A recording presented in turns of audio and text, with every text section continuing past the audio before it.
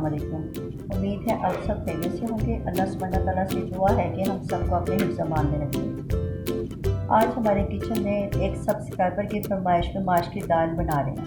इसके लिए हमने आधा किलो माश की दाल लिया है। इसे 3-4 घंटे पहले भिगो दिया पानी में। बिस्मिल्लाहिर्रहमानिर्रहीम। 1 कप ऑयल का डालें। बिस्मिल्लाह।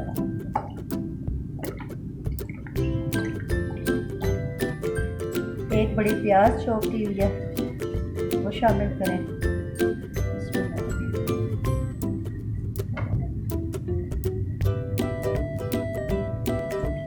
प्याज को लाइट गोल्डन करना है।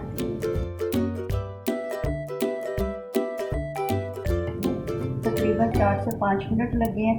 ये देखिए हमारी प्याज लाइट गोल्डन हो गई है।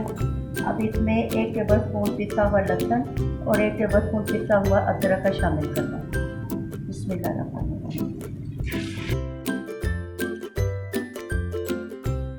अब लहसुन अदरक के पेस्ट को भून लें। 2 से 3 मिनट हो गए इसे भूनते हुए। अब इसके अंदर 1 बड़ा टमाटर क्रश किया हुआ शामिल कर दें।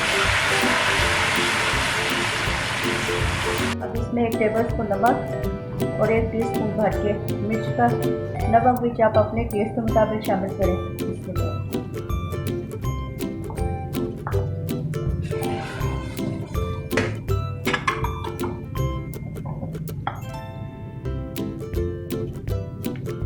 हाफ टी स्पून हल्दी का,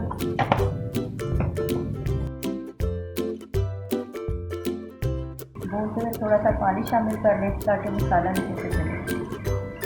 नमक भी डाल के इसको थोड़ा भून लिया। अब इसके अंदर 1 टेबल स्पून भर के पिसा हुआ सूखा धनिया शामिल करना है। 1 से 1.5 टेबल स्पून, 1 टेबल स्पून पिसा हुआ सफ़ेद जीरा। अब तकरीबन 1 मिनट इसको भून लेना और फिर इसके अंदर माश की दाल शामिल करके फिर पकने देना। देखिए मसाला हमारा अच्छे सा भून गया। अब इसके अंदर भीगी माश की दाल शामिल करें।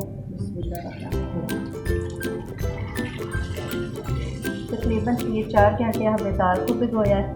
इसमें अब इसमें हम तकरीबन 1 कप पानी का शामिल करेंगे, ज़्यादा पानी नहीं डालेंगे।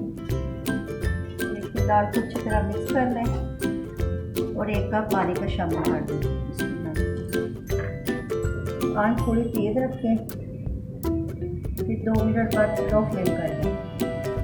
तकरीबन 35 से 40 मिनट हो गए हैं और हमारी दाल तकरीबन गल गई है। थोड़ी सी कतरे से रह गई है। अब इस मौके पे इस पर हम 1 बड़ा टमाटर कटा हुआ और 3 अदद हरी मिर्चें ये इसमें डाल दें। थोड़ा सा हरा धनिया कटा हुआ शामिल कर दें।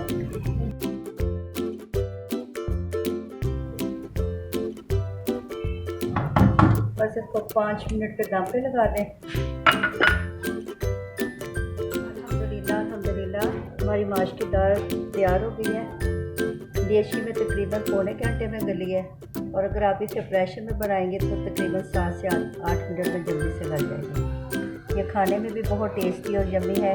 इसे आप ज़रूर ट्राई कीजिएगा और कमेंट्स में बताइएगा। अगर आप इस चैनल पर नए हैं तो इसको सब्सक्राइब करें। अच्छा जब अल्लाह हाफ़िज़।